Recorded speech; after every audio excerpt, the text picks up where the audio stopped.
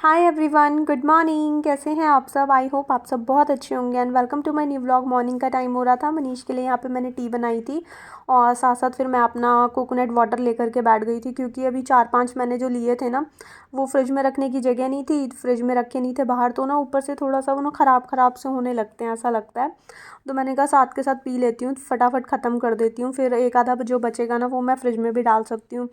तो इसका ना जो ऊपर की लेयर थी ना वो काफ़ी हार्ड होने लगी थी, मतलब जैसे मलाई वाले होते हैं ना ऊपर से बहुत ज़्यादा हार्ड होते हैं, तो उसी टाइप से था। बट इनका जो पानी होता है ना वो बहुत ही ज़्यादा मीठा निकलता है। जैसे जैसे उसके अंदर गरी मतलब मलाई इकट्ठी होने लगती है ना, तो उसका पानी बहुत ज़्यादा मीठा होने लगता है और पानी सूखने लगता है, मतलब कम हो जाती है उसकी क्वांटिटी। जो थोड़ा कच्चा नारियल होता है ना उसमें पानी बहुत ज़्यादा ज़्यादा होता है, लेकिन थोड़ा सा ना सॉल्टी टाइप का होता है। और मनीष यहाँ पे उनका मॉर्निंग में ही फ़ोन आ गया था, तो बातें बातें करके उसके बाद फिर हम आपस में बातें कर रहे थे, थोड़ा सा ऐसी गप्पे शप्पे कर रहे थे क्योंकि फ्री थे। अभी स्कूल भी बंद हो चुके हैं, मतलब बेटू के एग्ज़ाम हो गए हैं, तो वो भी घर पे रहती है। और मनीष का मार्च का चल रहा है, वैसे तो उनका वर्क फ्रॉम होम चल रहा है, लेकिन आजकल मार्च में बहुत ही ज़्यादा बिजी चल रहे हैं।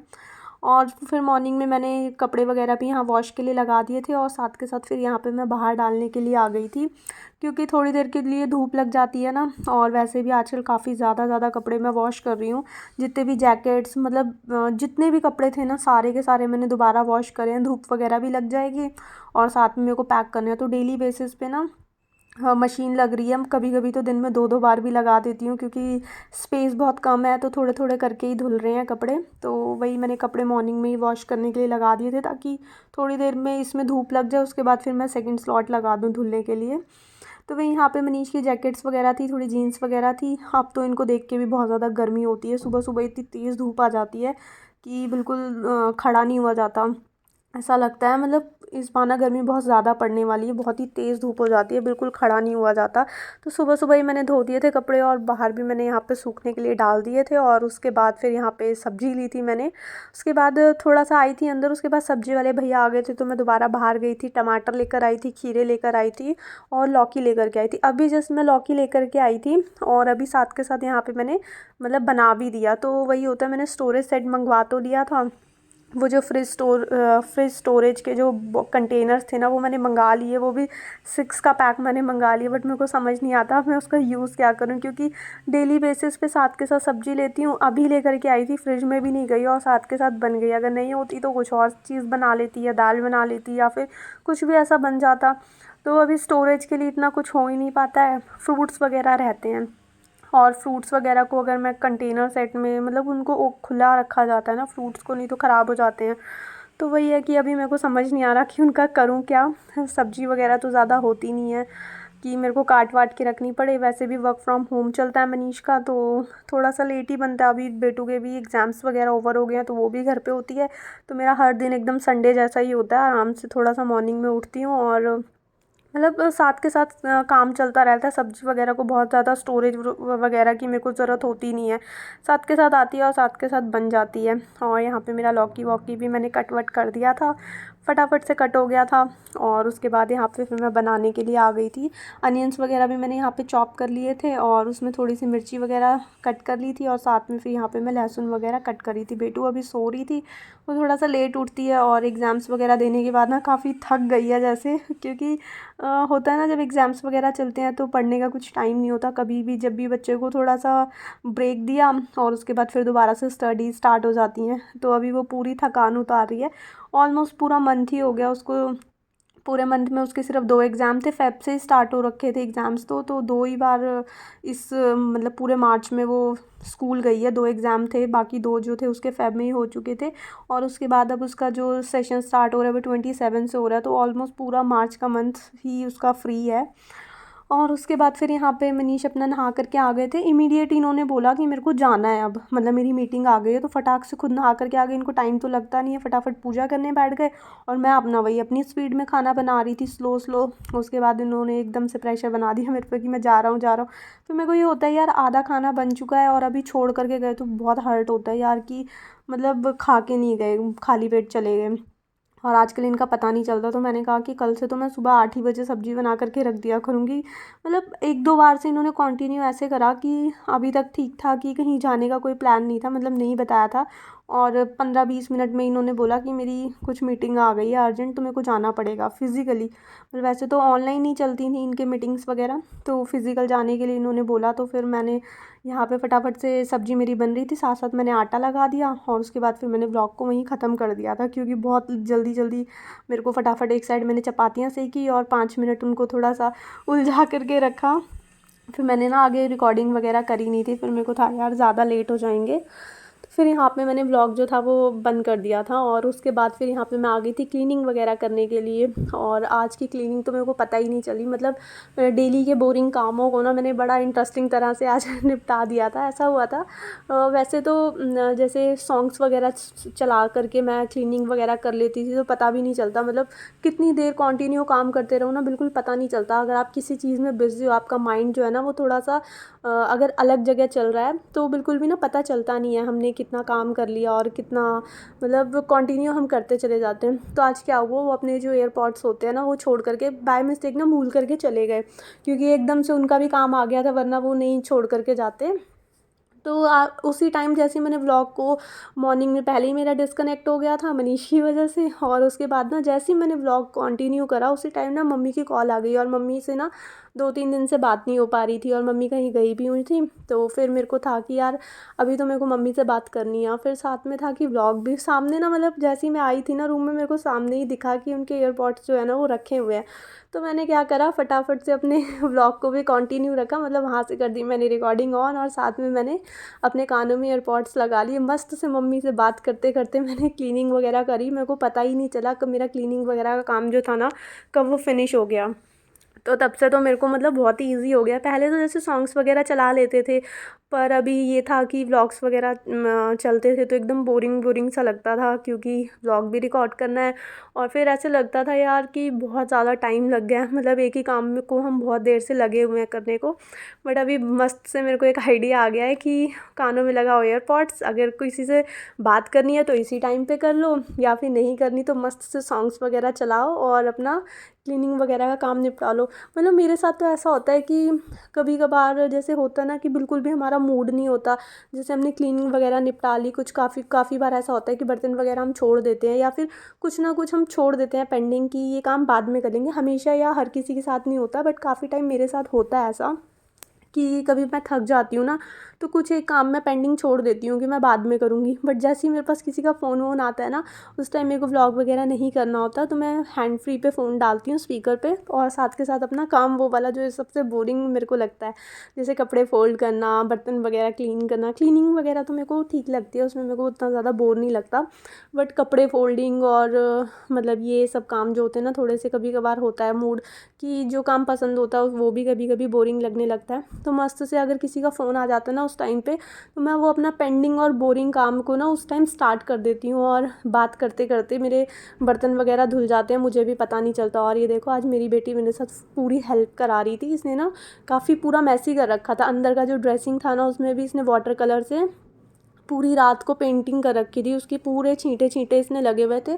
तो मैंने इसको बोला बेबी मैं आपसे गुस्सा हो गई हूँ, क्योंकि आप ना पूरा दिन घर फैला करके रखते हो, छुट्टियाँ हो गई हैं ना तो पूरा घर फैला देती है।